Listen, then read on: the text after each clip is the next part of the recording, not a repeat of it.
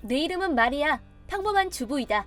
지금부터 나와 남편 사이에 일어난 사랑과 전쟁에 대해 이야기하려고 한다. 나는 3살 연하인 남편 히데하루, 이제 3살이 된 딸아이 마이와 셋이서 살고 있다. 하지만 딸아이와 남편은 친부녀 사이가 아니다. 사실 2년 전에 마이의 친아빠와 이혼한 후 약 1년 정도 싱글마더로 아이를 혼자 키우며 직장에 다녔었다. 일 관계로 현재 남편인 히데하루와 알게 되었고, 남편이 먼저 적극적으로 호감을 표시해왔다. 사실 나는 연하남에게는 별 관심이 없었지만 그의 열정에 마음이 약해졌고 청혼을 받아들였다. 하지만 재혼을 하는 데 있어서 여러 가지 난관에 부딪혔던 것은 역시나 아이가 있다는 것이었다. 마리아 씨, 저는 진심이에요. 그러니까 제발 한 번만이라도 좋으니 저에게 기회를 주시면 안 될까요? 기회라니? 우선 데이트부터 하는 거 어때요? 방금 말한 우선 데이트부터가 나한테는 어려운 일이에요. 전에도 말했지만 나는 어린 딸이 있어요. 잠깐 맡기거나 봐줄 사람은 없나요? 친정도 멀고 베이비시터에게 맡기는 건 아직 너무 어려서 내키지가 않아서, 가령 누가 맡아준다고 해도 내가 마음이 안 놓여서 계속 불안할 거야. 그런 기분으로 데이트라니 좀 안 맞는 것 같아서. 그러면 딸아이랑 같이 나오시는 건 어떨까요? 장소를 수족관이나 동물원 같은 아이들도 좋아할 만한 곳으로 찾으면 될 것 같은데. 아직 서로 익숙한 것도 아닌데 첫 데이트가 그래도 되겠어? 네, 전 괜찮아요. 마리아 씨한테 딸이 있다는 건 이미 알고 있었으니까요. 그러니까 제발 거절만 하지 마시고요. 알았어요. 그의 설득에 지고만 나는 딸아이를 데리고 만남을 갖게 되었고, 첫 만남은 셋이서 수족관에 가기로 약속했다. 그날 밤 딸아이가 잠든 후 그가 보낸 라인 메시지를 받았다. 오늘 나와주셔서 정말 고마웠어요. 너무 좋았어요. 여러 가지로 신경 써줘서 고마웠어. 저 생각해 보셨어요? 다음에 또 만나주실래요? 물론 마이짱도 같이요. 고민이 좀 되네. 혹시 제가 뭐 잘못한 일이라도... 아니 그런 게 아니라 마이도 좋아하고 히데하루 씨를 잘 따라서 다행이었고, 나도 오랜만에 바깥바람도 쐬고 다 좋았는데.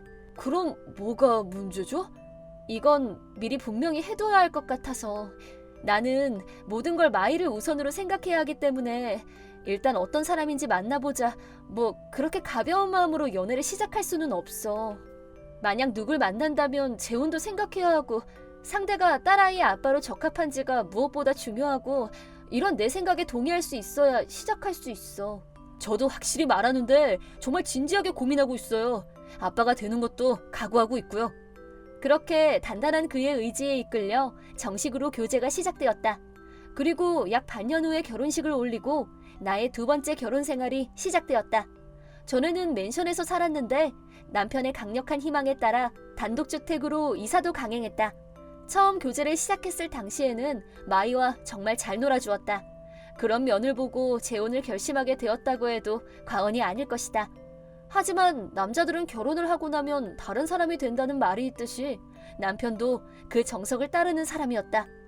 저기 이번 주 수요일 말인데 어린이집에 가서 마이 좀 데리고 올 수 있어? 미안, 나 그날 좀 바쁜데. 그날도 잔업 있어? 요즘 수요일은 잔업 없는 날이잖아. 그래서 그날 상사가 회식하자고 해서 어린이집은 좀 힘들 것 같아.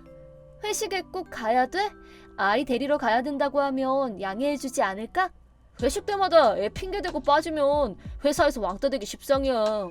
나도 일하면서 아이 키우고 있어. 업무 외에는 아이를 우선으로 하는 게 당연하지 않아? 남자와 여자는 입장이 다를 수밖에 없다고. 남자가 퇴근 후는 아이가 우선이에요. 이러면 다들 뒤에서 욕한단 말이야.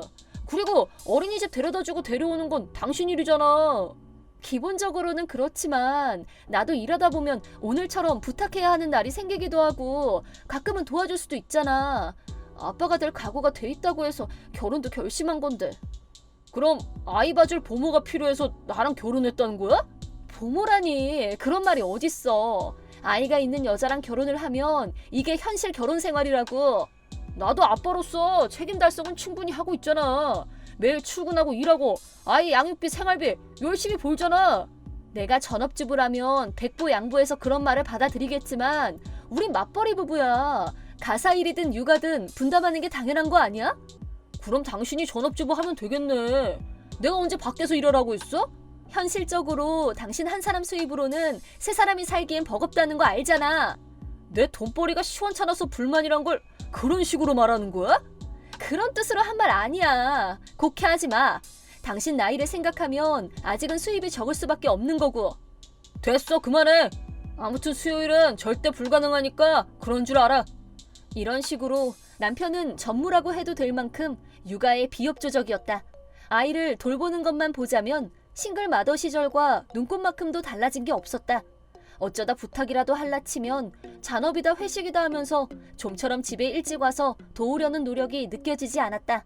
쉬는 날에도 말도 없이 혼자 나가버리기 일쑤였다.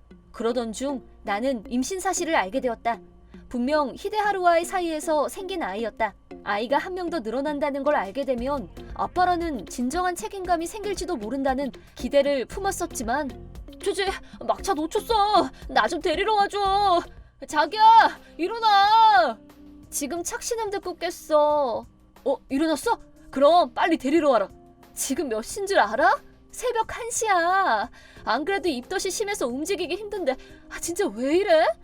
임신이 무슨 병도 아니고 왜 못 움직여? 병이 난 것도 아닌데 병든 것처럼 힘든 시기가 있어. 그게 지금이야. 그냥 택시 타고 와. 나도 처음엔 그러려고 했는데 좀처럼 잡히질 않아서 과장님 부장님도 짜증내고 계속 택시만 기다리고 있을 수는 없단 말이야. 나보고 당신 픽업도 모자라서 당신 상사까지 모셔다 드리라는 거야? 생각을 해봐. 어떻게 나만 타고 집에 와? 안 그래? 일단 빨리 와. 이런 시간에 왔겠다. 못 가. 나 정말 몸이 힘들어. 임신했다고 너무 나태하고 게을러졌다는 생각 안 들어? 요즘 집안일도 대충대충 하는 거 누가 모를 줄 알아? 그럼 네가 하면 되잖아. 지금 네가 무슨 말을 해도 도저히 운전할 몸 상태가 아니니까 그런 줄 알아. 핸드폰 전원 끄고 누울 거야. 연락 계속해봤자 소용없다는 뜻이야. 어쩜 말이며 행동이며 아빠로서의 자격을 논하기 전에 한 인간으로서 대체 상식과 양식이 있는지 의심스러웠다. 정말 이 아이를 낳아도 되는 걸까? 이런 생각까지 하게 되다니 걱정만 늘어났다. 게다가 임신 중인 나를 괴롭히는 건 남편뿐만이 아니었다. 남편의 어머니, 즉 나의 시어머니인 에리코 씨도 여간 벅찬 상대가 아니었다. 히데하루한테서 들었다. 넌 어떻게 된 애가 집에도 못 오고 있는 사람을 그냥 길에 세워둘 수가 있니? 이미 아시겠지만 지금 입덧이 심해서 도저히 갈 수가 없었어요. 이러니 이래서 문제야. 요즘 젊은 사람들은 다 너같이 엄살이 심하니? 누군 임신 안 해봤어? 난 내 몸이 어떻건 단 한 번도 남편 부탁 거절한 적 없었다. 네, 대단하시네요. 밖에서 열심히 일하는 남편한테 고마워하는 마음은 하나도 없는 거니? 지금 육아휴직 중이지만 저도 똑같이 일하고 있어요. 너 남의 말꼬리 잡는 버릇은 어디서 배웠니? 어른이 말씀하시는데 어디서 따박따박 말대답이나 하고? 불쾌하셨다면 죄송해요. 하필이면 시댁이 코앞이라 여러 가지 걸리는 것도 많고 시어머니는 간섭이 지나치게 많은 편이었다. 매번 남편과 트러블이 있을 때마다 번번이 끼어들어서 꼭 한마디씩 하는데 정말 괴롭다. 그러던 어느 날이었다. 남편의 직장 상사 가족과 우리 가족이 함께 피크닉을 가게 되었다. 결혼 후 가족끼리 나들이를 나가는 게 처음이었기 때문에 딸아이도 무척 좋아했다. 상사가 앞에 있어서 그랬는지 남편도 평상시 같은 거친 말투나 행동은 자제하는 것 같았다. 딸아이도 신나게 뛰어놀고 있었고 나도 모처럼 기분 전환이 되었다. 피크닉을 끝내고 상사분 가족이 먼저 출발하신 후 우리도 집에 가려고 준비를 하고 있었는데 갑자기 딸아이가 떼를 쓰기 시작했다. 재미있게 놀다 보니 더 놀고 싶어서 가기 싫다고 우는 거야. 애들한테 흔히 있는 일이다. 천천히 달래려고 하는 나를 흘깃거리며 보고 있던 남편은 그래, 그럼 너 여기 계속 있으면 되겠네. 지금 애한테 뭐 하는 거야? 기다리다 자기가 먼저 지친 남편은 애한테 화를 냈다. 내가 그런 남편을 나무라자 더욱 기분이 상한 것 같았는데 내 말이 끝나자마자 성큼성큼 걸어가더니 혼자서 차를 타고 그대로 가버렸다. 남편이 혼자 가버린 후 나와 딸아이는 그 자리에서 그대로 몇 시간이나 우두커니 서 있는 것 외에 달리 방법이 없었다. 남편은 돌아오지 않았고 내 핸드폰은 배터리 잔량 부족으로 먹통이 되었다. 택시를 부를 수도 없고 나는 어찌할 바를 모르고 조바심만 태웠다. 그리고 갑작스러운 복통이 시작됐고 그 자리에 꼼짝달싹도 할 수 없게 되었다. 병원 실려갔다고 들었는데 괜찮아? 잘못하면 유산될 뻔했지만 지금은 괜찮아. 그래? 그럼 다행이네. 뭐 다행이네? 너 내가 임신 중인 거 알아 몰라? 아니 그게 아니어도 3살 난 딸아이랑 자기 아내를 버려두고 혼자 가는 게 상식적으로 말이 돼? 나도 순간적으로 화가 나서 그랬지. 미안해. 미안하다는 생각이 들었으면 바로 달려오는 게 정상 아니야? 갑자기 일이 생겨서.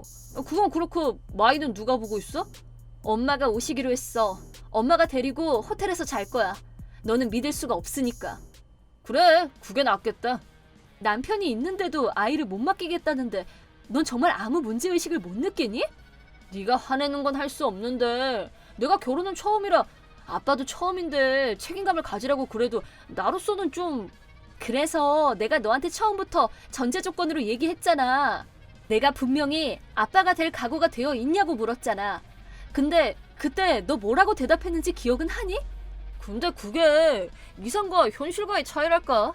막상 닥치니까 생각했던 거하고는 다르더라고. 그래서 해보니까 힘들어서 관뒀다 이딴 식이면 나도 더는 못 참아. 아이를 키운다는 건 그만큼 힘든 거라고. 진정해. 내가 잘못했어. 잘못했다면 다 되는 줄 알아? 나도 잘못될 뻔했어. 무엇보다 뱃속에 아이가 죽을 뻔했다고. 알아? 정말 미안해. 미안하다고. 앞으로는 다시 안 그럴게. 그만 용서해줘. 응? 당연히 이런 일이 2번 있어서는 안 되겠지. 그때 내가 쓰러진 후 다행히 가까운 병원에 있던 어느 가족분들의 도움을 받아 무사히 병원으로 옮겨졌다. 하지만 연락을 받은 남편은 아직도 병원에 오지 않고 있다. 라인에서 나눈 대화상으로는 미안하다고 하고 있지만 도저히 용서할 기분이 들지 않았다. 이 일이 그렇게 쉽게 용서가 될 일인가 싶었다. 불편한 마음으로 편히 쉬지도 못하고 있던 나에게 뜻밖의 소식이 날아왔다. 그걸 본 순간 나는 쓴웃음을 짓고 말았다. 그리고 곧바로 남편에게 연락을 했다. 사진 잘 찍혔네. 갑자기 일이 생겼다더니 호스트 클럽에 취직이라도 했어? 이 사진 어디서 구했어? 정말 놀랐지? 왜냐면 이 사진은 불과 몇 시간 전에 찍힌 사진이거든. 병원에 있는 내가 직접 찍었을 리는 없고. 탐정이라도 고용했어? 며칠 전에. 결혼하고 나서 너한테 실망한 지는 이미 오래됐어. 그리고 바람 피우는 거 네 딴엔 숨긴다고 숨겼겠지만 다 티났어. 나도 이미 이혼 각오하고 탐정한테 뒷조사 부탁한 거야. 야 미안해. 너 그런 인간이었어? 바람 피운 사람이 할 소리는 아닌 것 같은데. 아무리 짜증이 좀 났기로서니 그렇게 간다는 게 이해가 안 됐었는데 사진 속 그 여자가 오라고 한 거였지? 3살짜리 애랑 임신한 부인을 버려두고 가서 그 여자 만나니까 어땠어? 네가 미친놈이었구나. 그러고 나니까 난 차라리 웃음이 나오더라. 됐다. 너 하고 싶은 대로 마음대로 떠들어. 말로 되겠어? 위자료 철저히 받아낼 거니까 각오해둬. 그 후 히데하루는 손이 발휘되도록 빌었지만 모두 무시했다. 손이 발휘되게 비는 데에는 다른 이유가 있었기 때문이다. 시어머니에게서도 역시나 연락이 왔다. 지난번 일은 우리 애가 정말 입이 10개여도 할 말이 없다. 그래도 네가 아량을 좀 베풀어주면 안 될까? 내가 이렇게 부탁하마. 응? 전 그럴 생각 없습니다. 어머님과는 달리 저는 부족한 게 많은 며느리라서요. 내가 그동안 너한테 좀 엄한 시어머니이긴 했다만 다 너희들이 잘 살길 바라는 마음에 오버를 좀 한 건데 그래도 내가 미안하다. 왜 그렇게 저자세세요? 상황이 여의치 않으니까 겸손한 태도를 취하시네요. 평소에도 지금의 반의 반만이라도 제 입장을 생각해 주시면 좋았잖아요. 이렇게 부탁한다. 다시 생각해 주면 안 되겠니? 그 생각은 충분히 이미 했습니다. 지금 그 집에서 당장 나가주세요. 사실대로 말하자면 나의 친정은 부동산을 다수 소유한 자산가이다. 설마 했었는데 남편도 그걸 알고 나한테 접근한 것이었다. 말하자면 지금 우리가 살고 있는 집도 친정 소유의 주택이고 시어머니가 살고 있는 맨션도 내가 가지고 있던 집이었다. 솔직히 이런 상황이면 나를 그렇게 막대할 수 없었을 텐데. 내가 그런 걸 남에게 과시하고 싶지 않았기 때문에 한 번도 말한 적 없다 보니 만만한 호구로 보였었나 보다. 결국 2사람 모두 집에서 나와야 하는 신세가 되었고 남편은 최고액의 위자료까지 청구받았으니 앞으로 2사람은 사는 게 녹록치 않을 것이다. 그렇지만 나도 2번째 이혼이라니. 철저한 자아 비판이 필요한 때란 자각이 든다. 남자 보는 눈을 키워야 하는데 어떻게 하면 배울 수 있을까? 내 이름은 나카토미 마나부. 23살의 사회초년생이다. 지금부터 나와 회사 동기 사이에서 일어났던 사건에 대하여 말하고자 한다. 나는 학창시절부터 줄곧 좋게 말하면 모범생이고 나쁘게 말하면 노잼 그 자체였다. 그래도 성적은 우수한 편이었고 자격증도 여러 개 취득해 놓았기 때문에 비교적 무난하게 대기업에 입사를 하게 되었다. 입사 후 연수를 거쳐 기획부로 발령을 받았다. 입사 동기 중 한 명이 나와 같은 기획부로 발령을 받았다. 그의 이름은 카이도 료이치. 나하고는 정반대의 타입이었다. 겉모습도 어딘가 가벼운 느낌이었고 말할 때 보면 직선적일 만큼 솔직했다. 하지만 뭐래도 밉지가 않은 귀여운 구석이 있었다. 그래서인지 부서 내에서도 선배나 상사에게 호감도가 높은 편이었다. 그가 어떤 사람이건 누구에게 예쁨을 받건 내가 상관할 일은 아니지만 문제는 나와 너무 안 맞는다는 것이었다. 야! 김우라 선배하고 술 한잔 하기로 했는데 너도 올래? 난 다음에 할게. 아직 일이 좀 남았어. 아직도 난 못했어? 넌 너무 굼뜬 게 문제야. 그러네. 생각해서 불러줬는데 미안하다. 오늘 선배가 쏜다고 했어. 어떻게 안 되겠어? 진짜 뭐다? 내일 아침에 좀 일찍 출근하면 되잖아.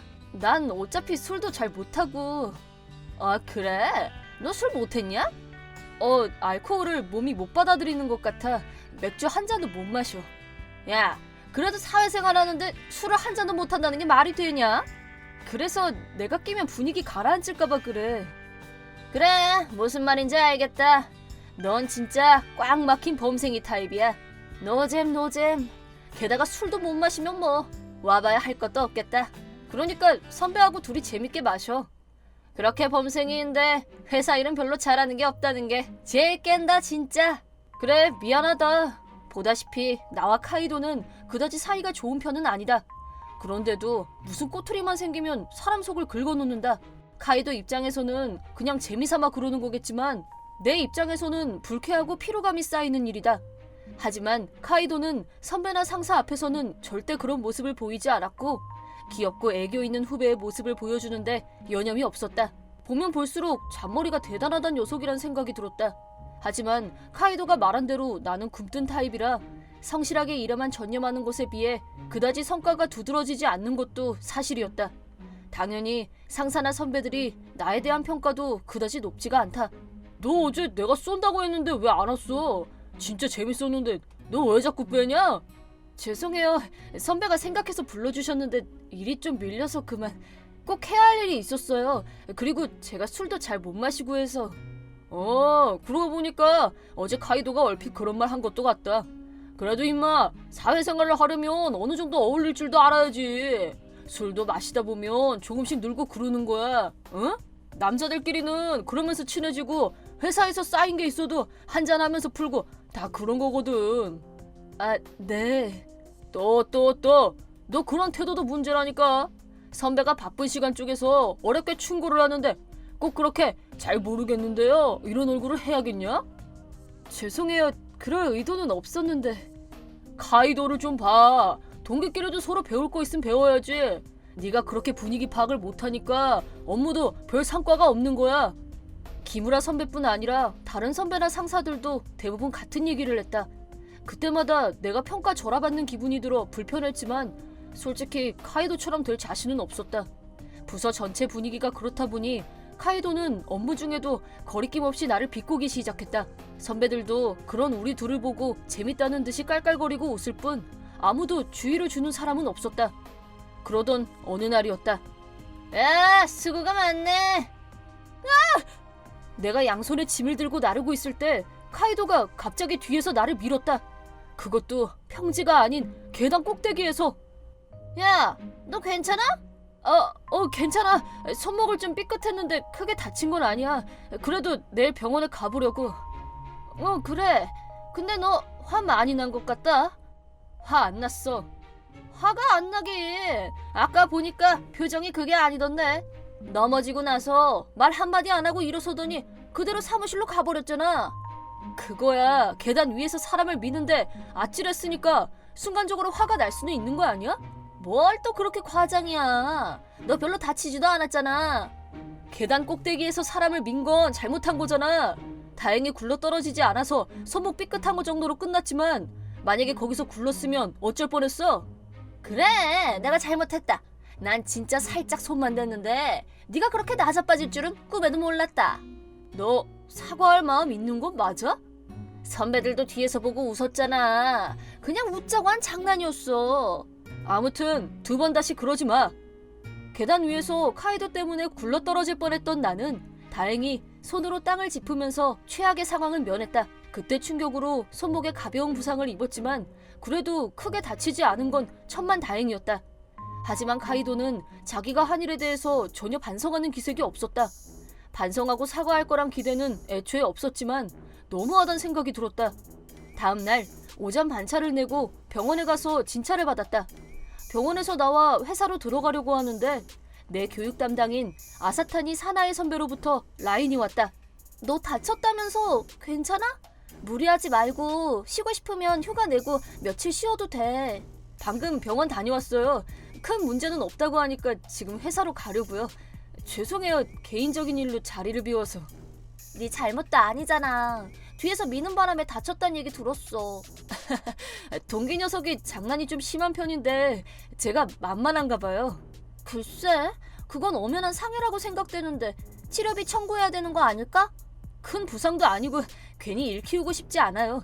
걱정해 주셔서 감사합니다. 네가 그렇다면 할 수 없지만 근데 손목을 다친 거면 컴퓨터 작업도 하기 어렵지 않나? 서포터용 쿠션을 깔면 큰 무리는 없다고 했어요. 출근하면서 사갖고 가려고요. 사지 말고 내가 쓰던 거 있는데 그거라도 상관없으면 빌려줄게. 아사타니 선배는 나보다 3살 위이고 미인에다 업무 능력도 뛰어난 사람이다. 그렇지만 얼음공주 타입이라 가까이 다가가기엔 약간 무서운 분위기가 있는 것도 사실이다. 그래도 이렇게까지 나한테 신경을 써주는 사람은 회사 내에서 아사타니 선배뿐이었다. 그냥 말로만 끝내는 게 아니라 실제 업무에서 데이터 입력이라던가 컴퓨터 업무의 도움을 많이 받았다. 이번에 가까이서 얘기할 기회가 생기면서 새롭게 알게 된 거지만 아사타니 선배는 겉으론 가시돋친 것처럼 보였지만 속은 따뜻하고 배려심 많은 사람이었다. 그저 표정 관리가 잘 안 되는지 항상 인상을 쓰고 있어서 화가 난 것처럼 보일 뿐이란 걸 알았다. 손목 부상을 계기로 아사타니 선배와 가까워진 것은 생각지도 못한 행운이었다. 전화위복이라더니 뜻밖의 일로 선배와 아주 많이 친해졌다. 점심도 같이 먹었고 퇴근 후에 저녁을 같이 먹으러 가기도 했다. 둘이서 있을 때는 웃는 얼굴을 보이기도 했는데 워낙 미인이라 보고 있으면 나도 모르게 빨려 들어가곤 했다. 그러던 어느 날이었다. 카이도가 이상한 내용의 라인을 보내왔다. 너 요즘 아사타니 선배랑 자주 다니더라. 뭐 그거야 내 교육 담당 선배니까. 얼마 전에 둘이서 같이 저녁 먹었다는 소문이 들리던데. 퇴근하면서 우연히 그렇게 된 거야. 너도 선배들이랑 술 마시러 자주 가잖아. 그렇긴 한데 의외라서 그렇지. 아사타니 선배가 사적으로 누구랑 밥 먹고 그럴 타입으로는 안 보이니까. 얼음공주잖아. 가까이 하기엔 너무 먼. 이미지가 그렇긴 한데 막상 얘기해보면 그렇지도 않아. 어라? 너 뭐가 있는 것 같은데? 그거야 내가 도움을 많이 받으니까. 지금 말하는 건 다 연막이고 사실은 관심 있는 거 아니야? 그런 거 아니래도. 뭘 그렇게 빼고 그래. 솔직히 그 선배 완전 미인이잖아. 특히 너 같은 애들은 좀만 잘해줘도 바로 금사빨 타입 아니야? 지금 이런 시시한 농담하는 것도 그 선배한테는 실례야. 그만해. 발끈하기는 농담 좀 한 것 가지고. 그런 말이야 너. 내가 선배한테 작업해도 상관없는 거 맞지? 지금 네 말은 아사타니 선배랑 사귀고 싶다는 거야? 응, 그런 뜻이야. 아까는 얼음공주니 뭐니 대수롭지 않게 말하더니 갑자기 뭐야? 얼음공주라 다들 엄두를 못 내니까 내가 한번 공략해보고 싶다 그런 거지. 평소에 그렇게 차가운 사람이 나한테만 애교 떨고 부드러우면 쾌감이 더 크지 않겠어? 보아하니 여자도 만나본 적 없어 보이는 너한테 말해봐야 뭘 알겠냐마는. 그렇다고. 네가 좀 더 어른이 되면 내 말을 이해하는 날이 올 거다. 그래. 그러니까 내가 작업 들어가도 되지? 내가 뭐라고 되고 말고를 정해. 오케이, 난 너한테 미리 양해 구한 거다. 내 이름은 아사타니 사나에. 28살의 회사원이다. 현재 기획부 소속으로 후배의 교육을 담당하고 있다. 내가 담당하고 있는 나카토미는 근면 성실하고 일처리도 빈틈이 없다. 요령이 없고 속도가 느린 편이라 눈에 띄는 성과는 아직 없지만 실수도 적고 서포트 능력이 아주 뛰어난 후배이다. 그리고 뭐랄까, 같이 있으면 편하고 얘기가 잘 통하는 남자이다. 상대방의 기분을 맞추는 일엔 소질이 없는 나지만 나카토미하고 같이 있을 때는 자연스럽고 편하게 대화를 나누는 게 가능했다. 요컨대 조금 신경이 쓰이는 남자이기도 하다. 한편 다른 한 명인 카이도라는 후배가 요즘 들어 자꾸 친한 척을 하면서 옆에 오는 게 영 불편하다. 요령이 뛰어나고 귀염성이 있는 후배라는 건 인정하지만 나는 이런 타입과 코드가 맞지 않기 때문에 이 친구가 이러는 게 불편하기 그지없다. 그러던 어느 날 양손에 무겁게 짐을 들고 가는 나카토미를 발견했고 도와줘야겠다는 생각에 부르려고 했는데, 야, 수고가 많네. 카이도가 나카토미의 등을 미는 걸 보았다. 전에도 한번 비슷한 짓을 하는 걸 본 적이 있는데 이번에는 전보다 더 악의적으로 느껴졌다. 저 나카토미는 좀 어떻대요? 뇌진탕으로 쓰러졌는데 아직 의식이 안 돌아왔어. 팔도 골절돼서 전치 1개월이래. 생각보다 더 심각해. 그렇게 많이 심각해요? 저는 그냥 장난으로 살짝 민 건데. 내가 직접 봤는데 그건 장난으로 살짝 수준이 아니던데? 더구나 양손에 짐을 잔뜩 든 사람을 그렇게 뒤에서 밀면 굴러떨어지는 건 당연한 거 아닌가? 아니에요. 그 녀석이 운동신경이 둔해서 그렇게 된 것도 있어요. 선배님도 아무리 교육 담당이라고 해도 구급차까지 같이 타고 병원에 따라갈 건 없지 않아요? 너 말이야, 눈앞에서 사람이 굴러떨어져서 의식을 잃었어. 당연히 걱정해주고, 더구나 네가 원인 제공을 했으면 반성하는 게 사람의 도리 아니니? 네 말을 들으면 하나같이 남 탓에 자기 잘못은 없다는 투로 들린다? 아니에요. 그럴 리가요. 저 정말 미안하게 생각하고 있어요. 정말 잘못했습니다. 나한테 사과할 게 아니라 나카토미한테 직접 해야지. 네, 그래야죠. 그 녀석 의식 돌아오면 정식으로 사과하죠 뭐. 그건 그렇고 선배는 회사로 안 돌아오실 거예요? 응, 부장님 허락도 받았고 가족분들 오시면 병원에서 바로 퇴근할 거야. 그럼 이따가 가볍게 저녁 식사 같이 하시는 거 어때요? 뭐? 사실 요즘 회사 일이 힘든 점도 있고 해서 선배님께 상의를 좀 하고 싶어서요. 네 교육 담당은 기무라잖아. 기무라한테 상담하는 게 원칙이야. 솔직히 말씀드리면 상의하고 싶다는 건 핑계고 사실은 둘이서만 저녁 먹고 싶어서요. 나랑? 왜? 그게 저 선배님에 대해서 좀 더 알고 싶기도 하고 그건 그냥 느낌으로 아셔야지 제 입으로 다 말하게 하면 어떡해요. 뭐라고? 지금 나랑 농담하자는 거야? 아니에요. 전 진지해요. 그렇다면 더 어이가 없네. 지금 너 때문에 의식을 잃은 사람이 내 눈앞에 누워있는데 나한테 작업을 건다고? 앞으로는 나한테 업무 외에 다른 이야기는 사절이야. 카이도의 이런 태도는 너무 어처구니가 없어서 헛웃음이 나올 지경이었다. 하지만 그 후 곧바로 카이도와 같은 팀이 되어 프로젝트를 진행하라는 상사의 지시를 받게 되었다. 카이도의 교육 담당인 기무라의 기획서가 상사의 승인을 받았고 곧바로 기무라가 리더를 맡아 프로젝트를 진행하게 되었기 때문이다. 나카토미가 입원을 하면서 내 업무에 여유가 생겼고 새로 진행하는 프로젝트에 같은 기획부로서 자연스럽게 합류하게 되었다. 거기에 카이도도 같이 포함시켜서 경험치를 높여주자는 게 상사의 의견이었다. 같은 팀이 된 이상 자주 부딪히게 되고 대화를 피할 수는 없는 일이지만 될 수 있는 한 업무에 관한 일만 얘기하려고 애썼다. 카이도는 내 생각이나 기분 따위는 안중에도 없이 여전히 친한 척 허물없이 굴었다. 그런 상황이 지속되다 보니 스트레스며 피로지수가 쌓여가던 나는 있을 때는 몰랐던 나카토미의 빈자리가 점점 크게 다가왔다. 그런 와중에도 계획대로 프로젝트는 진행되어 갔고 어느 정도 가닥이 잡히면서 상부에 프레젠테이션을 해야 할 시점이 됐을 때 사건이 터졌다. 어떻게 됐어요? 기무라 선배님한테 연락을 해도 답장이 없어서요. 그렇겠지. 자기가 기획한 프로젝트에서 리더 제명 처분을 받았으니까. 혹시 제가 좀 잘못한 건가요? 좀 잘못한 정도가 아니지. 미리미리 자료 제출하고 꼼꼼하게 체크하라고 몇 번이나 말했는데 대체 뭐 했어? 자료는 프레젠테이션 직전에 겨우 완성했고 내용은 실수투성이에 너 때문에 부장님한테 얼마나 깨졌는지 알기나 해? 저는 그냥 금방 손보면 끝날 일이어서 나중에 하자 그러면서 미뤄뒀더니 그만 막판에 서두르다가 실수가 좀 생겼나 봐요. 너 끝까지 변명만 늘어놓을 거니? 전혀 사태의 심각성을 모르는구나. 다음부터는 이런 일 없을 겁니다. 다음? 너한테 다음이 있을 거라고 생각해? 너는 팀에서 제외될 거야. 잠깐만요. 아사타니 선배한테 그런 권한은 없지 않나요? 나도 달갑지는 않지만 기무라 대신 새 리더로 임명받았거든. 어때? 널 팀에서 제외시킬 권한은 충분한 것 같은데? 그럼 나카토미가 곧 태어난다던데 저 대신 나카토미를 합류시킬 건가요? 그래야겠지. 그렇게 자기가 예뻐하는 후배 편만 일방적으로 드는 건 공평성에서 어긋난다고 생각되는데요. 예뻐해서가 아니라 나카토미가 너보다 유능하기 때문이야. 에? 그건 더 납득이 안 되는데요? 잘 들어. 너는 특기가 요령이 좋은 건데 그 덕분에 일은 참 빨리빨리 끝내거든? 까놓고 말해서 그냥 속도만 빨라.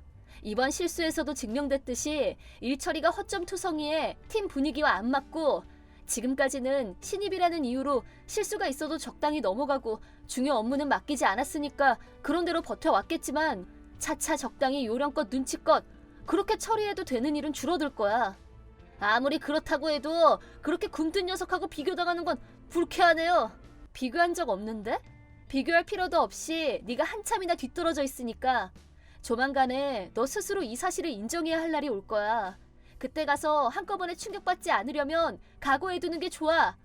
아사타니 선배와 류이치 사이에 그런 일이 있었다는 걸 알게 된 건 태어나고 업무에 복귀하고도 한참 후의 일이었다. 그동안 어떤 일이 있었는지 전혀 모른 채 회사에 복귀한 나는 리더를 맡은 아사타니 선배의 보조직을 임명받았다. 두말할 것도 없이 필사적으로 프로젝트에 매달렸다. 결과는 대성공을 거두었고 아사타니 선배의 평판이 더욱 올라간 건 물론이었다. 나도 이번 일을 같이 한 팀원들로부터 업무 능력을 인정받게 되었다. 이번 일을 계기로 부서 내에서나 주변 동료들이 나를 보는 시선이 조금은 달라진 걸 느낄 수가 있었다. 한편 치명적인 실수를 저지른 카이도는 기무라 선배의 귀염을 받는 후배에서 외면받는 후배로 전락했고 잘못을 한 만큼 진심으로 사과를 했다면 그렇게까지 관계가 멀어지지는 않았을 텐데 쓸데없는 일에 자존심을 세운 카이도는 정중한 사과 한마디 없이 자기랑은 상관없다는 듯이 굴었으니 당연하다면 당연한 결과라고 할 수 있겠다. 마침내 그런 크고 작은 일이 쌓이면서 카이도는 사랑받던 사람에서 골칫거리 문제아 취급을 받기 시작했다. 업무 내용이 점점 복잡하고 어려워지면서 카이도의 문제점이던 업무상의 실수가 잦은 것이 더욱 부각되었기 때문이다. 그러다 카이도와 가까이 지내려는 사람이 점차 없어지면서 회사에는 그가 있을 자리도 점점 없어졌다. 끝내는 스스로 회사에서 자취를 감추고 떠나버렸다. 우리가 모니터링을 시작한 지도 어느덧 1년이 다 되어간다. 하지만 날이 가면 갈수록 사안은 더욱 심각해지고 있다는 느낌이 든다. 느낌이 든다는 표현은 과학자인 박사님의 발언치고는 감정적이고 부적절하네요. 루키, 정량적인 식견을 필요로 하는 과학도 궁극적으로 논리를 만들어내는 그 시작은 관찰과 깨달음에서 비롯되는 거야. 박사님이 그럴듯한 말을 하고 있어. 비 오나? 아님 눈인가? 설마 벼락? 뭐가 어째? 루키, 네가 지금 너를 창조한 사람한테 죄송합니다. 그래도 어쨌든 통계는 중요한 지표야. 무개념 정도를 장르별로 나누고 각각 수치화로 표준화시켜서 그래프로 가시화하면 어떨까? 그 우산은 뭐야? 저는 젖으면 녹이 슬기 때문에. 너 내가 직접 고철 덩어리로 만들어서 장승처럼 그냥 저기 세워둘까? 꺄! 그래프가 완성된 것 같은데? 다행이다. 이게 대체 뭐야? 박사님, 왜 그러세요? 이것 좀 봐, 루키. 겨우 1년 사이에 무개념 수치가 급속히 수직 상승하고 있어. 네? 겨우 1년 사이에요? 이렇게 단기간에 사람들의 도덕의식이 이토록 위험해지다니. 이 조사 결과는 자연현상이라고 보긴 어려워. 분명 뭔가가 있어. 그럼 어쩌죠? 우선 원인을 철저히 알아봐야지. 루키, 모니 로버즈에 전달해. 샘플을 모아야 해. Yes, sir! 알겠어요, 박사님. 마침 바로 옆집으로 무개념 학부모가 이사를 올 예정이니까 분명 도움이 되는 샘플을 구할 수 있을 거예요. 잘 부탁한다. 그럼 지금부터 미치로 어린이로 변신! 미션 도전!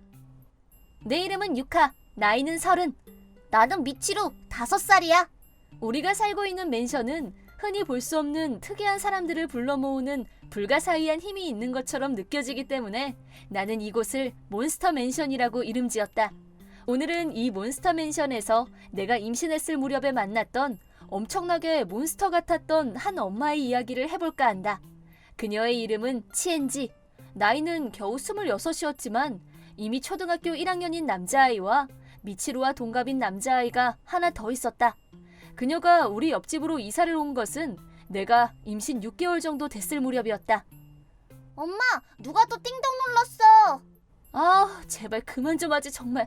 그때 우리는 이 초인종 장난에 몸살을 앓고 있었다. 이른 아침이나 초저녁 무렵에 우리 집 초인종을 띵동띵동 정신없이 눌러대고 그리고 바로 도망가 버리는 장난을 누군가 계속하고 있었다. 하지만 알다가도 모를 일이 초인종이 울림과 동시에 현관문을 열어봐도 밖에는 사람 그림자조차 보이지 않았다. 맨션 복도 쪽으로는 몸을 숨길 만한 공간도 없었고 엘리베이터를 타고 도망을 치거나 아님 계단을 이용한다고 하더라도 일정 정도 거리가 있기 때문에 범인을 충분히 목격할 수 있으련만. 오늘만큼은 반드시 범인을 잡고야 말리라. 나는 초인종이 울리는 것과 동시에 전력을 다해 현관문을 열어젖혔다. 그러자 아유, 깜짝이야. 무슨 문을 그렇게 거칠게. 좀 살살 열어요. 위험하게 정말. 어머, 미안해요. 요즘 누가 자꾸 초인종 가지고 장난을 쳐서요. 누군지 잡으려고 서두르다 보니 그만. 누가 잡힌대? 메롱메롱, 나 잡아봐라. 소리가 나는 쪽을 보니 엄마 뒤에 숨어있던 두 남자아이가 이죽거리며 나를 보고 신이 나서 깔깔거리고 웃는 모습이 그렇게 약이 오를 수가 없었다. 너희들이 그랬어? 쓸데없는 짓 해서 골치 아프게 하지 말랬지? 저 아줌마 진짜 멍청해. 맨날 멍청하게 두리번 계단으로 간다? 우리가 바로 옆집에 있는 줄도 모르고. 범인의 그림자도 안 보인다 했더니 그런 이유였군. 나와 미치루는 화가 머리끝까지 치밀어 올랐지만 치엔지 씨는 그런 우리를 안중에 두지 않고 자기 할 말만 계속 이어나갔다. 옆집으로 이사온 치엔지라고 해요.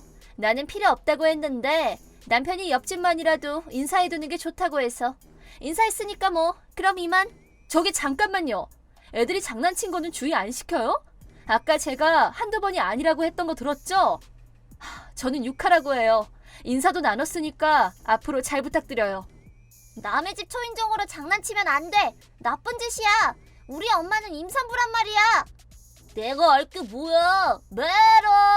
난쟁이 땅꼬마. 내가 왜 난쟁이 땅꼬마야? 난 미치루야.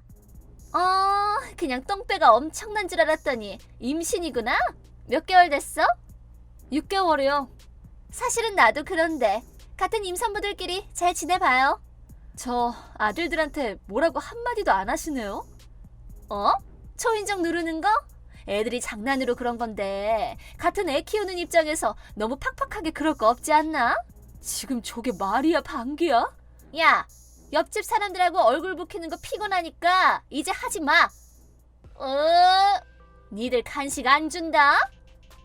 안 하면 되잖아. 메롱. 이게 말로만 듣던 몬스터 마마인가? 아니, 왜 자꾸 이런 사람만 여기로 모이는 거야? 얼어 죽을 몬스터 맨션. 앞으로 더 이상 별일이 없어야 할 텐데. 하지만 세상은 역시 그렇게 만만하지가 않았다. 평소와 다름없이 나는 미치루를 데리고 집 근처 공원에서 놀고 있었는데 옆집 류타와 류우지가 뭔가를 던지면서 뛰어다니는 모습이 눈에 들어왔다. 공원 한쪽에는 다른 아이들도 있었지만 어쩐지 모두 시무룩한 표정으로 시선이 두 형제를 향해 있었다. 애들이 왜 저러지? 하는 의문이 들었다. 하지만 그 이유는 물어보지 않고도 금세 알 수 있었다. 두리번 바보 아줌마다. 바보는 이거나 먹어. 두 아이는 나와 미치루를 향해 손에 쥐고 있던 것을 힘껏 던졌다.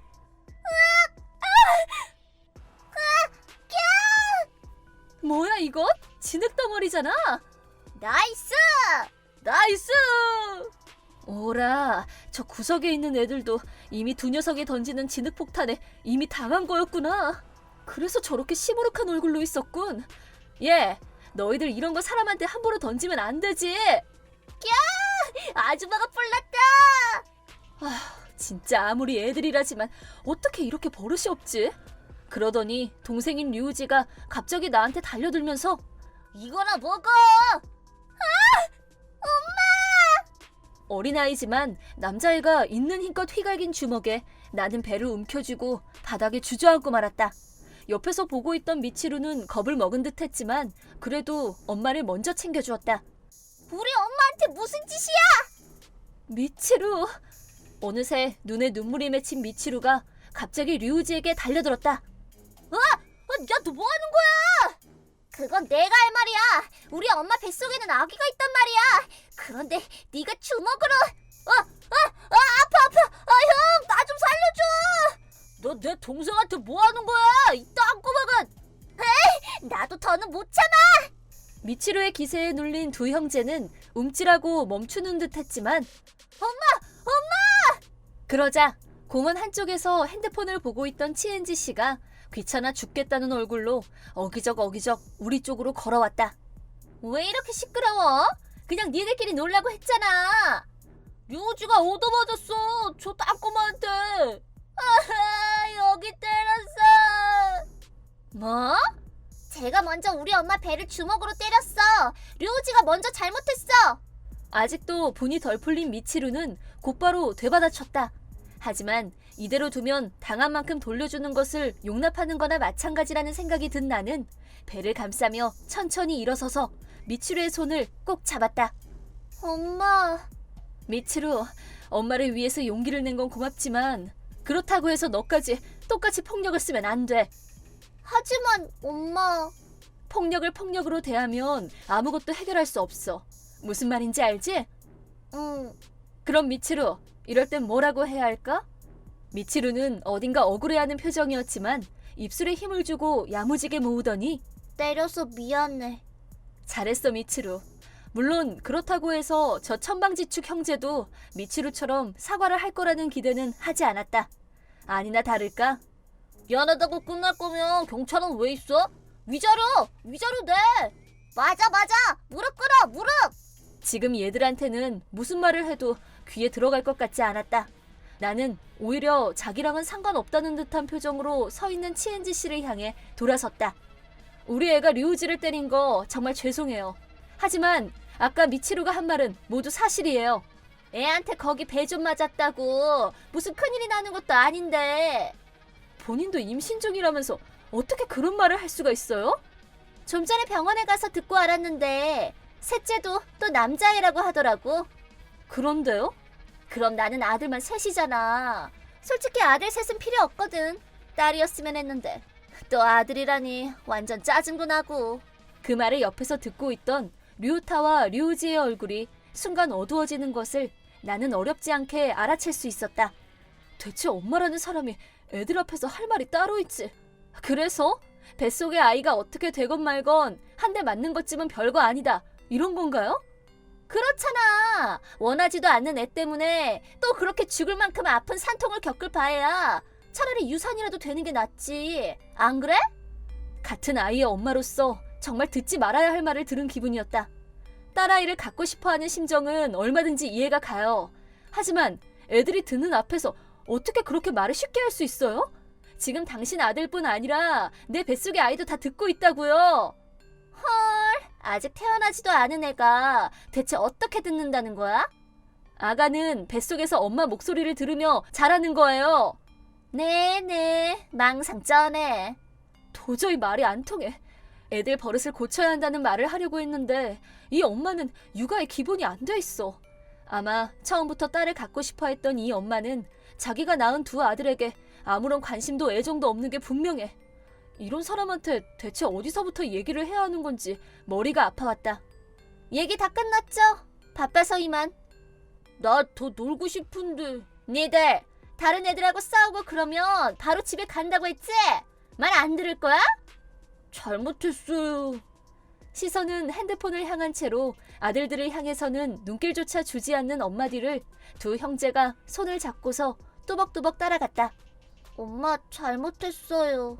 아니야, 엄마 때문에 그런 거잖아. 걱정해줘서 고마워 미치루. 참았던 눈물을 쏟아내는 미치루의 머리를 쓰다듬으며 한편으로는 쓸쓸하고 어두운 표정을 짓던 두 남자아이의 모습이 다시 떠올라 마음에 걸렸다. 또 그 두 남자아이가 도가 지나치게 짓궂은 것은 아마도 엄마의 관심을 받고 싶어하는 아이만의 표현이라는 것을 알게 된 것 같았기 때문이다. 하지만 나로서는 뭐라 달리 해줄 수 있는 것이 없었다. 다음 날 혹시나 하는 마음에 진찰을 받고 있는 산부인과를 찾아가 아가에게 아무런 문제가 없는지 확인을 했다. 네, 아가는 별 이상 없이 건강합니다. 아가는 여자아이인 것 같네요. 여동생이다. 병원에 따라왔던 미치루가 뛸 듯이 기뻐했다. 어제 일로 걱정하고 있을 남편에게 연락을 해줘야겠지. 여보, 진찰했는데 아기 별 이상 없대. 그래? 아, 진짜 다행이다. 그리고 여자아이래. 그래? 공주님이구나. 슬슬 집에 가서 저녁 지어야겠다. 남편에게 연락을 한 후 자리에서 일어서려던 순간이었다. 저기 잠깐. 지금 그거 진짜야? 왜 유카 씨는 딸이 둘이나 되는 건데? 너무 불공평한 거 아니야? 이 목소리는... 불길한 예감에 휩싸여 뒤를 돌아본 순간 거기에는 치엔지 씨가 서 있었다. 이 엄마한테만큼은 알리고 싶지 않았는데. 어머, 안녕하세요. 가볍게 인사하고 서둘러 그 자리를 피하려고 했지만 치엔지 씨는 빠른 걸음으로 내 앞으로 와서는 내 앞을 가로막았다. 그리곤 차마 입에 담기 어려운 말을 거리낌 없이 했다. 저기 유카 씨, 이렇게 하죠. 아기가 태어나면 나랑 서로 바꾸는 거 어때요? 뭐요?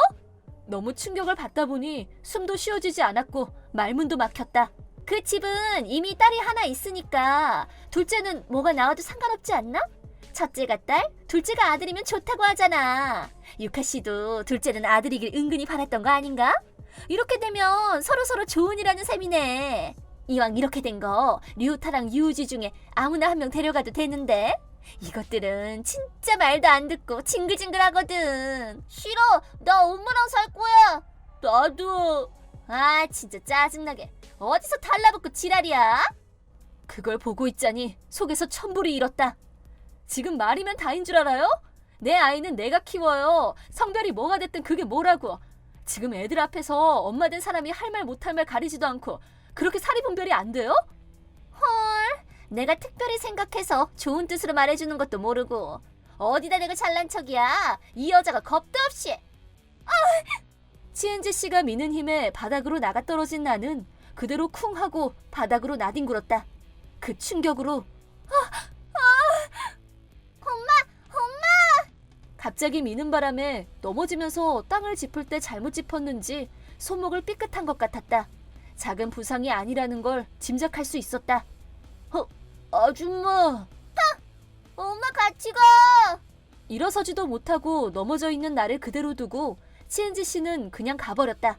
어쩔 수 없이 나는 미치루를 데리고 가까운 병원을 찾아 검사를 받았다. 검사 결과 콘크리트 바닥에 떨어질 때의 충격으로 손목에 살짝 금이 갔다는 말을 들었다. 사실을 다 듣고 남편은 분노했다. 그리곤 망설임 없이 곧장 옆집으로 달려갔다. 밤늦게 죄송한데 잠깐 나와보시죠. 치엔지 씨, 오늘 낮에 있었던 일 때문에 그럽니다. 무슨 일이시죠? 치엔지 씨의 남편이 밖으로 나왔다. 분위기로 봐서는 자기 부인한테 아무것도 들은 말이 없는 것 같았다. 갑자기 찾아온 우리 남편을 의아한 듯이 쳐다봤지만 차근차근 사건을 설명하자 집안으로 들어오라고 했다. 치엔지 씨는 자기 집안으로 들어온 우리를 보자마자 당신들 누가 남의 집에 들어오라고 했어? 너 오늘 옆집 아내분을 밀어서 넘어뜨렸다며? 그냥 살짝 건드렸어. 근데 저 여자가 잘못해서 넘어진 거라고. 그 바람에 제 아내는 손목에 금이 가는 부상을 입었어요. 살짝 민 정도에 손목에 금이 간다는 게 말이 됩니까? 내가 그걸 어떻게 알아? 내 잘못이라고 하고 싶은 모양인데 그럼 증거를 대던가 증거를. 치엔지 씨의 남편분도 사람이 나빠 보이지는 않았지만 대체 어느 정도의 강도로 밀었는지 증명할 증거가 없는 이상 무조건 자기 부인 탓만 할 수 없다는 듯한 표정으로 우리를 쳐다봤다. 그러자 아빠, 내가 아까 다 봤어. 류타, 너 안 잤어? 자다가 깼어. 아이들 방으로 보이는 곳에서 류타와 류우지가 거실로 나왔다. 그런 두 아이를 쳐다보는 치엔지 씨의 표정이 성난 얼굴로 변했다. 니들 얼른 들어가서 앉아. 싫어, 나하고 류우지가 다 봤어. 우리가 증인이야. 뭐? 너 지금 뭐라고 했어? 류타, 어떻게 된 일인지 말해봐. 아까 엄마 따라서 슈퍼에 갔을 때 아줌마 뱃속의 아가가 여자애라고 전화해 대고 말하는 게 들렸어. 그랬더니 엄마가 엄마 뱃속에 있는 아가하고 나 아니면 류타 둘 중 한 명을 줄 테니까 여자 아기를 달라고 말했어. 뭐? 야, 류타! 너 내가 언제 그렇게 말했어? 어디 네 맘대로 지어서! 엄마는 맨날 나랑 형은 필요 없다고 그러잖아. 우리가 남자라서 싫다고. 엄마는 맨날 그러잖아. 류지?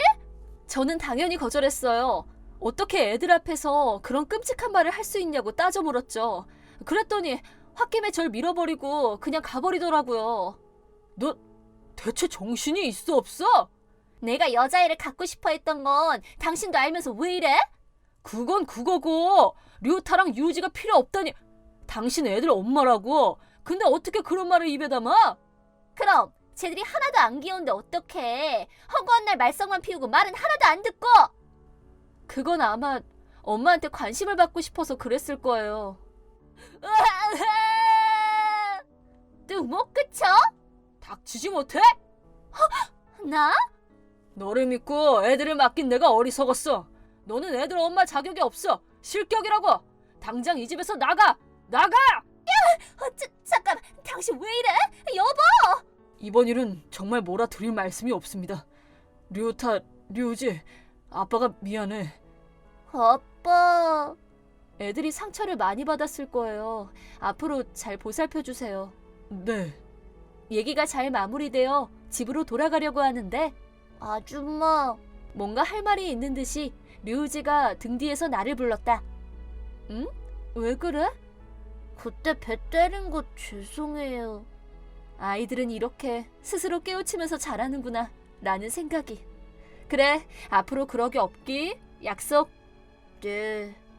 그동안 괴롭힌 거 미안해. 괜찮아. 미치루는 모니 로버즈니까 용서해 줄게. 뭐니 로보즈? 지구의 평화를 지키는 정의의 사자야. 우와, 멋있다. 잠시 후 치엔지 씨의 남편은 문 밖에서 울고불고 아우성치던 치엔지 씨를 집 안으로 들여서 단단히 알아듣게 설교를 했다고 한다. 아무리 화가 나 있었다곤 하지만 현재 뱃속에 아이를 가진 사람과 당장 이혼 얘기를 꺼내지는 못했다고 한다. 단 치엔지 씨에게 혼자 아이들을 맡겨둘 수 없다고 판단, 남편분의 본가로 들어가기로 하고 치엔지 씨에게 결혼 생활을 유지하기 원한다면 그 결정에 따르라고 했다는데, 그런 시골 구석에 가서 살자고? 싫으면 갓난애 두고 여기서 나가면 되잖아. 알았어. 알았다고. 결과적으로 치엔지 씨한테는 선택지가 없는 거나 마찬가지였고, 옆집 사람들은 얼마 후 이사를 갔다. 이사를 한 후 치엔지 씨는 셋째 아들을 출산. 시어머니에게 육아란 어떤 것인지 첫 걸음부터 다시 배우면서 성실하게 엄마 역할을 수행 중이라고 한다. 치엔지 씨 남편분 말에 의하면 낮에 핸드폰 사용을 금지시킨 것이 제일 큰 효과를 거두고 있는 것 같다나. 처음에는 짜증을 정말 많이 냈지만 아이들과 같이 지내는 시간이 많아지면서 자연스럽게 엄마 얼굴로 변해가는 걸 옆에서 보면서 느껴졌어요. 물론 저도 아빠로 남편으로 최선을 다해야겠죠. 저희가 문제점을 깨닫고 변할 수 있는 계기를 만들어주신 여러분께는 몇 번이고 감사의 말을 전해도 부족합니다. 정말 역대급 힘든 시련이었지만 우리 집에도 루나가 무사히 태어났으니까 다 잘 지나간 일이라고 생각하기로 했다.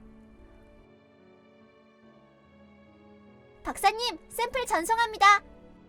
알았어. 야, 이번 샘플도 상당히 센데? 어디 보자. 이것! 뭐 알아내셨어요? 역시 최근에 무개념 수치가 올라간 건 그저 우연이 아니었어. 어쩌면 미지의 검은 존재가 어딘가에 숨어있을 가능성이 있어. 네?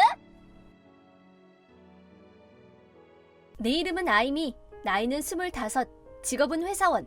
지금부터 할 이야기는 시어머니가 저지른 황당 사건에 대한 것이다. 나는 올해 결혼한 신혼이고 남편인 다카토와는 동갑이다. 우리 둘 다 결혼하기에는 아직 이른 나이라는 감도 없지 않아 있지만 맞벌이라 생활도 안정적이고 동갑이라 친구 같은 부부이다. 현재 우리가 살고 있는 맨션은 시댁과 상당히 가까운 거리에 위치해서 아무래도 시부모님과 만남이 잦은 편이다. 시어머니인 나츠요 씨는 연세가 46으로 50살도 되지 않은 아주 젊은 시어머니이다. 더구나 나이를 모르고 그냥 보면 30대 중반이라고 해도 믿을 만큼 상당히 동안 외모이시다. 성격도 밝고 활동적인 타입이시라 얘기도 잘 통하고 때로는 친구처럼 느껴질 때도 있다. 다른 건 몰라도 시부모님 복은 있다고 생각하며 안심하고 있었는데 어느 날 외부 볼일이 있어서 외근을 나왔던 적이 있었다. 그냥 물어보는 건데 어머님 말이야, 혹시 나이 차이 많이 나는 남동생 있어? 갑자기 무슨 소리야? 우리 어머니 외동딸인데 그런 걸 왜 물어? 그러면 삼촌 남동생이나 친척 중에 특별히 친한 사람은? 글쎄, 내가 아는 한에서는 그런 사람은 없는 것 같은데. 뭐야, 괜히 기분이 이상하잖아. 그게 있잖아, 지금 외근 나와 있는데 잠깐 쉬는 타임에 카페에 들어왔거든.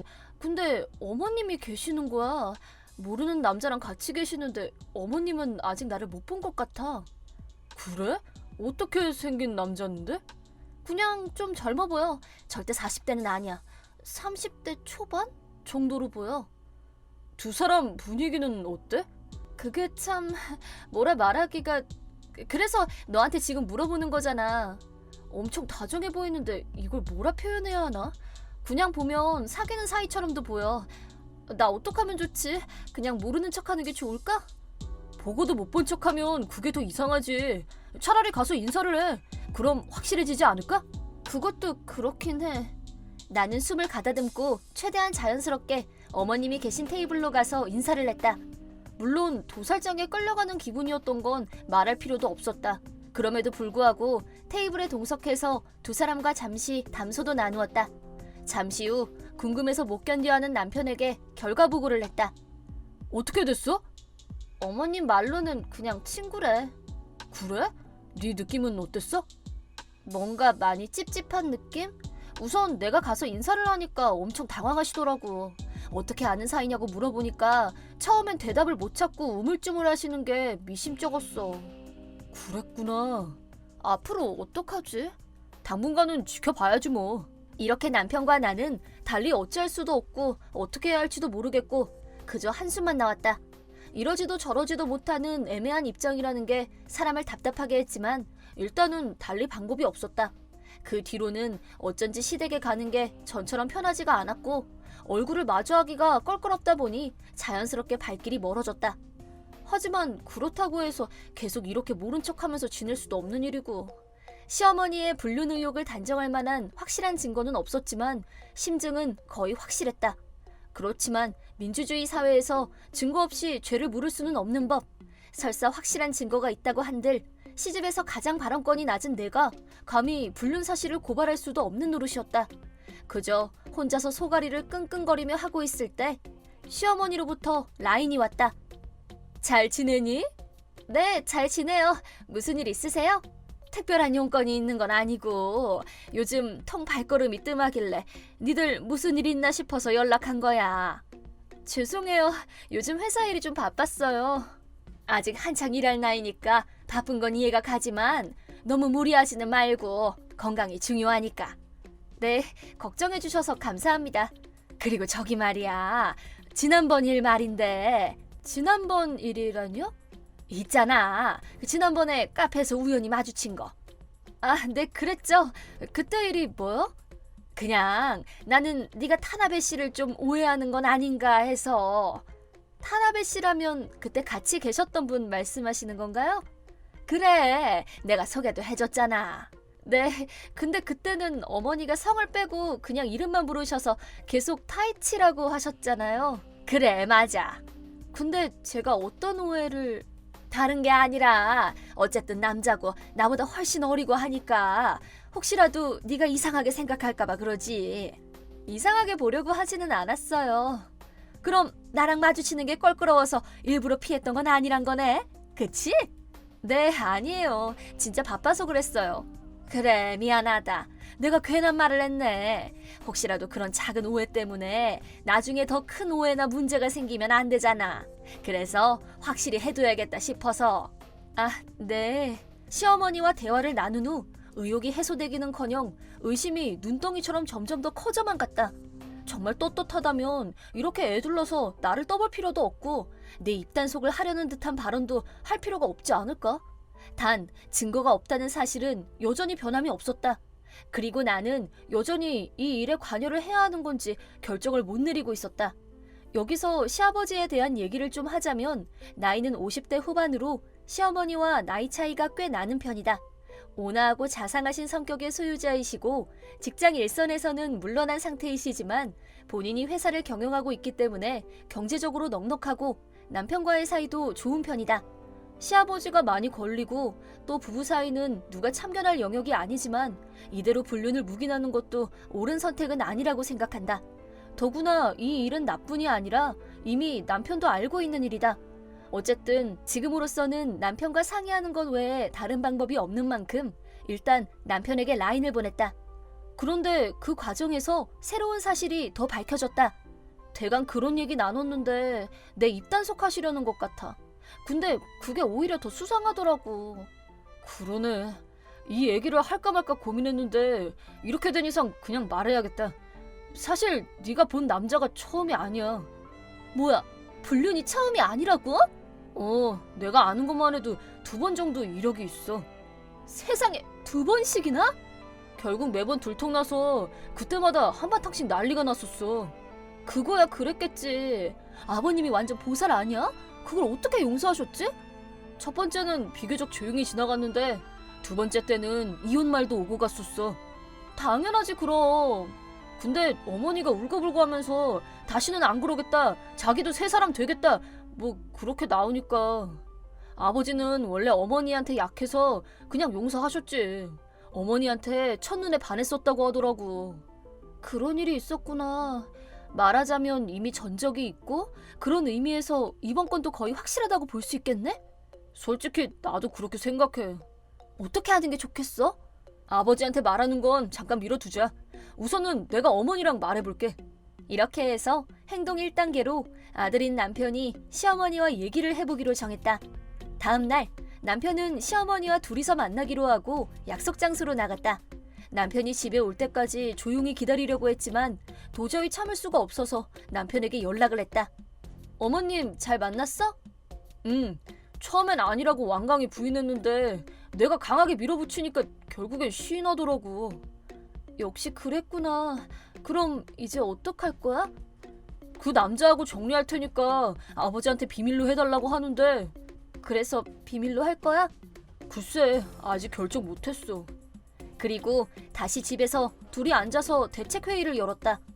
최대 안건은 이 사실을 시아버지께 알릴 것이냐 말 것이냐였는데 감정적으로는 시아버지께 있는 그대로 말씀드리고 시어머니도 자기 반성 시간을 가져야 한다고 생각되지만 하지만 선뜻 그러지 못하는 나름의 이유가 있었다.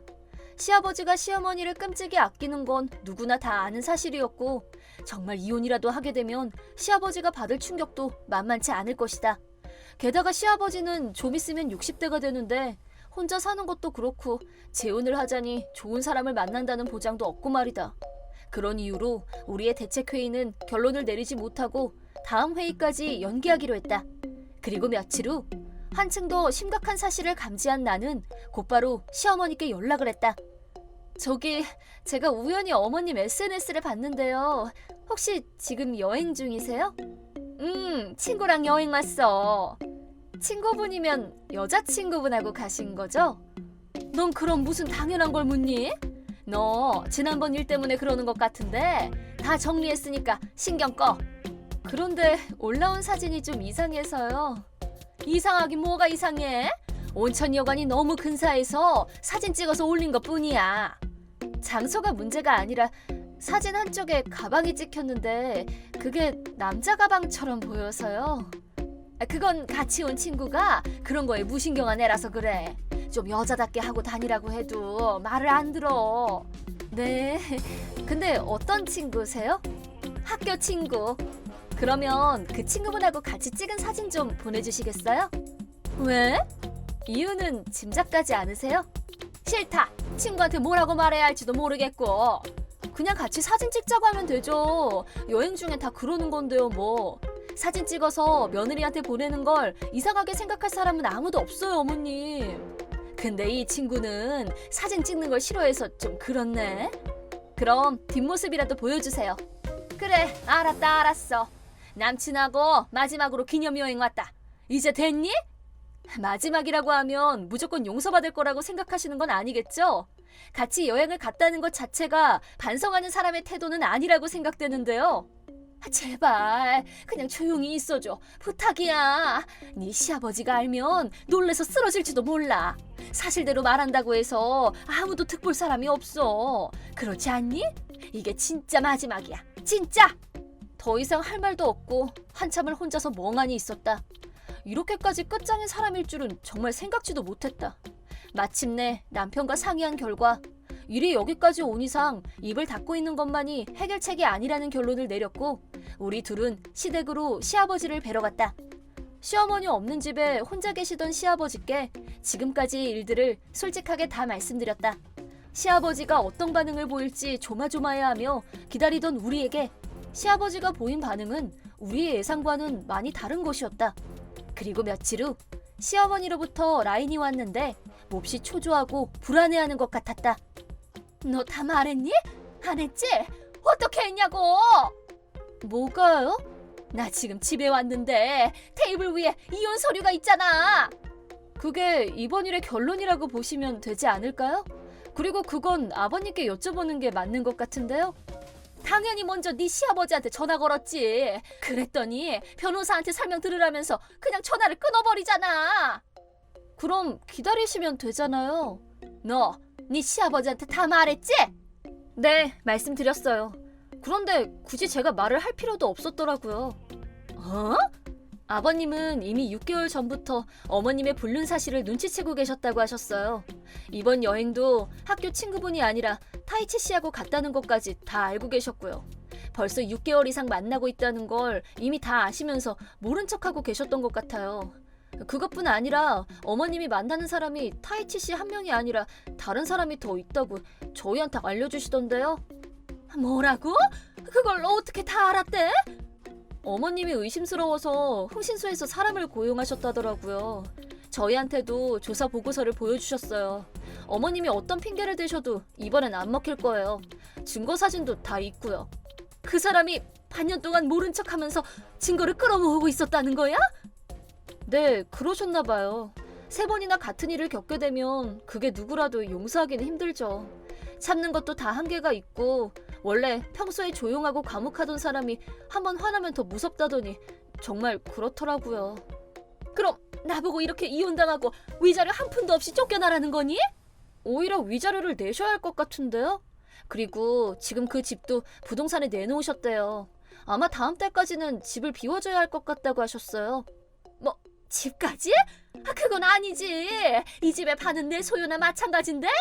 그 집은 아버님이 결혼 전부터 가지고 계시던 거라 부부 공동재산에는 포함이 안 된다고 들었어요. 한 가지 더 말씀드릴 게 있는데요. 어쩌면 어머님도 이미 알고 계신 일일지도 모르겠지만 불륜 상대인 타이치 씨도 기혼자라면서요? 그날 우리가 시아버지께 사실을 말씀드리러 갔던 날 시아버지는 우리 이야기를 듣고도 아무런 동요도 하지 않으셨다. 그리고는 우리에게 그동안 준비해온 이혼 계획에 대해 담담히 말씀하시는 바람에 오히려 놀란 것은 우리 쪽이었다. 그리하여 시어머니는 이혼과 동시에 위자료를 내야 할 처지가 되었다.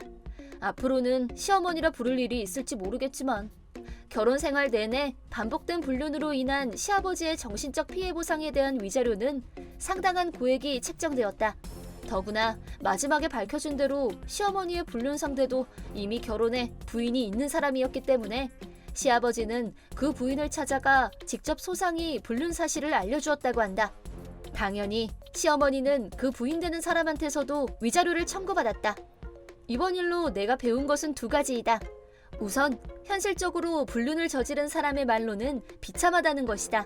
나머지 하나는 평소 조용하고 과묵한 사람일수록 절대 네버 화나게 해서는 안 된다는 사실이다. 내 이름은 이타야 와타루, 22살 대학생이다. 오늘은 내 어머니가 일으킨 말도 안 되는 소동에 대해서 이야기하려고 한다.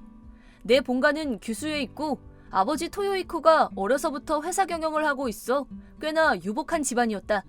도쿄의 대학에 진학하게 된 나는 고등학교 졸업과 동시에 상경, 물론 자취 생활을 했다. 생활비는 부모님께서 보내주시는 걸로 하고 꽤 많은 금액을 받고 있어서 생활하는데 불편함은 없었다. 하지만 어느 날을 기점으로 상황이 바뀌었다. 계기는 어머니 히로코부터 받은 연락이었다. 대학 생활은 어떠니? 아니, 거의 끝나가는 마당인데 뭘 이제 와서. 뭐 덕분에 불편함 없이 잘 지내고 있어요. 내정은 이미 받았다고 했나? 응, 어찌저찌 도쿄 회사에 붙었어. 그래서 졸업하고 나서도 이대로 도쿄에서 계속 지내려고. 그렇구나. 물론 졸업하면 돈은 더 이상 안 보내주셔도 돼요. 사실은 그에 관해서 할 말이 있단다. 뭔데요? 너희 아빠 요즘에 일이 잘 안 풀리는 모양인가 봐. 그래요? 저번에 전화했을 때 거액의 거래가 있었다고 엄청 기뻐하셨는데? 그건 아마도 자식 앞이라 일부러 그런 척 한 걸 거야. 실제로는 꽤 위태위태한 모양이야. 전혀 몰랐어. 최근에는 어떻게든 다시 일으켜 세우려고 너무 무리한 나머지 몸 상태도 안 좋아졌어. 그건 꽤 큰일이잖아. 이번 연휴 때 한번 들를까? 그러지 않아도 돼. 딱히 병에 걸렸다거나 그런 건 아니니까. 그래도 걱정되는데. 그것보다 생활비 말인데. 물론 생활비가 줄어들게 되더라도 어쩔 수 없지. 줄어든다기보단 없어진다고 해야 할까나? 진짜? 그래도 어쩔 수 없지. 그리고 광열비랑 집세도 네가 스스로 냈으면 한다. 거짓말이지? 나 아직 학생이라고. 아무리 그래도 그것까지 직접 마련하는 건 어려울 것 같은데. 그래도 어쩔 수 없잖니. 아버지가 힘드시니까. 응? 그리고 아버지한테는 이에 관해서는 얘기 안 꺼냈으면 한다. 요즘 꽤나 고지식해져서 말이다. 이렇게 비교적 유복한 대학생에서 괴로운 대학생이 된 나였다. 다행히 대부분의 학점은 이수했고 취할도 끝내서 시간적 여유는 있었다. 뭐 사회인이 되기 전에 예행 연습이라고 치는 걸로. 원래 하고 있던 알바를 늘리고 자투리 시간에 단기 알바를 하는 걸로 어떻게든 생활비는 마련했다. 덕분에 대학 마지막 시기가 대부분 아르바이트로 채워져 친구들과 계획했던 여행이나 놀러 가는 것들도 만족스럽게 가지 못했지만 어쩔 수 없지. 물론 아버지에 관해서는 걱정이 되었지만 내가 신경 써주고 있다는 걸 알면 괜히 더 힘들어할 거라고 엄마한테 귀에 못이 박히도록 들었다. 그래서 일부러 연락하지 않고 간 건데 어느 날 아버지로부터 이런 연락을 받았다. 오랜만이구나. 가끔씩은 연락 좀 하거라. 미안, 요즘 바빠서. 이미 내정은 받았지? 뭐가 그렇게 바쁘냐? 뭐 알바라든지. 알바를 그렇게 많이 하는 거냐? 생활비가 부족했던 거야? 에? 뭐 기특하긴 하다만 마지막 대학 생활이니까 좀 더 즐기렴. 못하면 취직 선물로 생활비 늘려줄 테니 말이다. 아니 무리하지 말고. 걱정 안 해도 돼. 최근에 일이 매우 잘 되고 있으니까 말이다. 갖고 싶은 거 있으면 지금이 기회라고. 잠깐만, 무슨 말인지 모르겠어. 왜 그러냐? 회사 경영 잘 안 되고 있는 거 아니었어? 응? 아까도 말했지만 지금이 저러저러고. 아니, 회사 경영이 어려워서 내 생활비 더 이상 안 보내주기로 했잖아. 그게 무슨 말이냐? 생활비를 안 보낸 적은 없는데? 그렇긴 해도 매달 송금은 너희 엄마가 관리하고 있으니까 말이다. 나 이거 전부 엄마한테서 들은 얘긴데? 어떻게 된 거지? 지금 인터넷으로 계좌 확인해 봤는데 생활비만큼의 돈이 매달 계좌에서 빠져나가져 있네.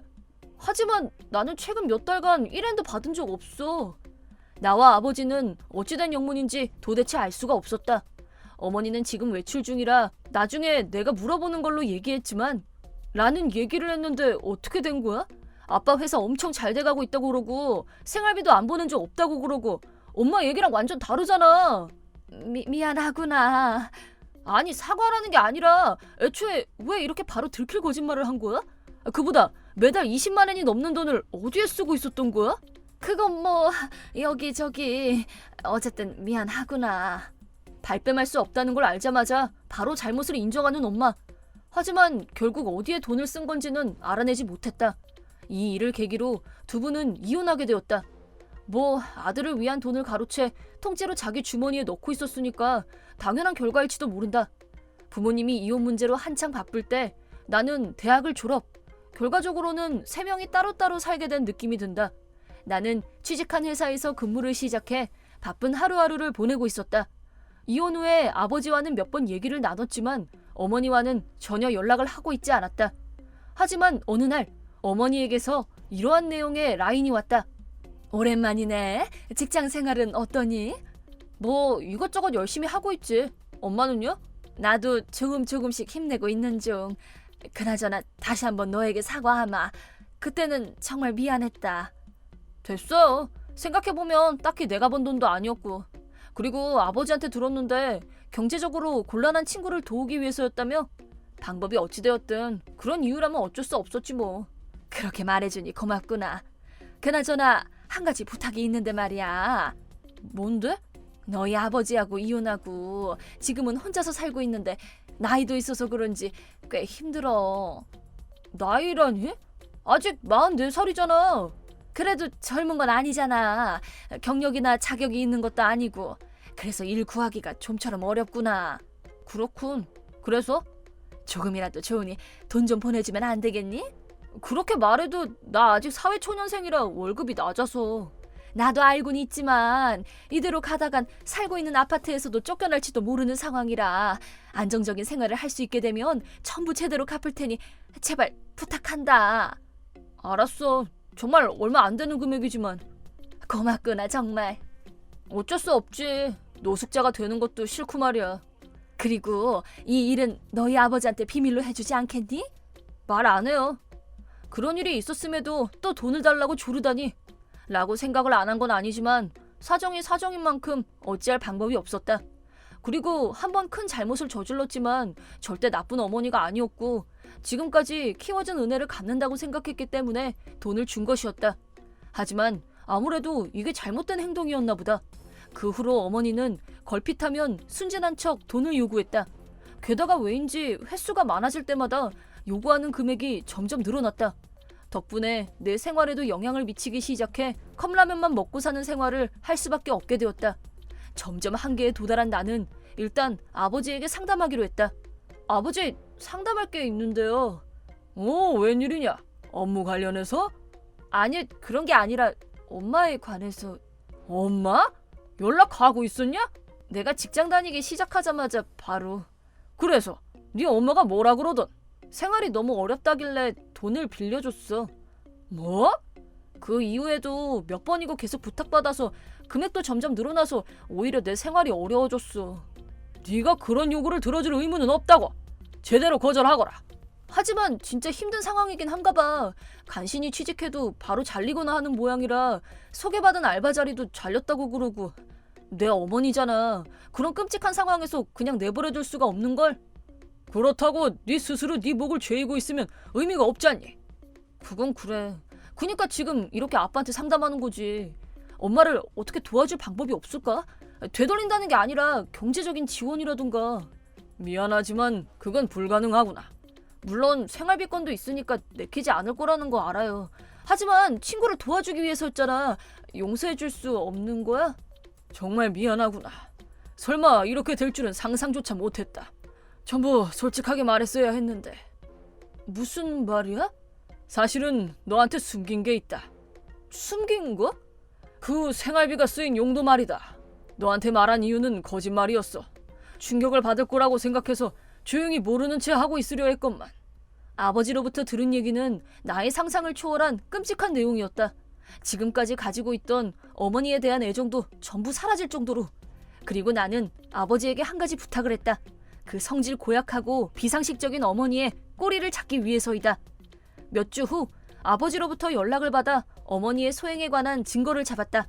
그러자 타이밍 좋게 어머니로부터 연락이 온 것이었다. 미안하구나. 이번 달도 좀 빡빡할 것 같네.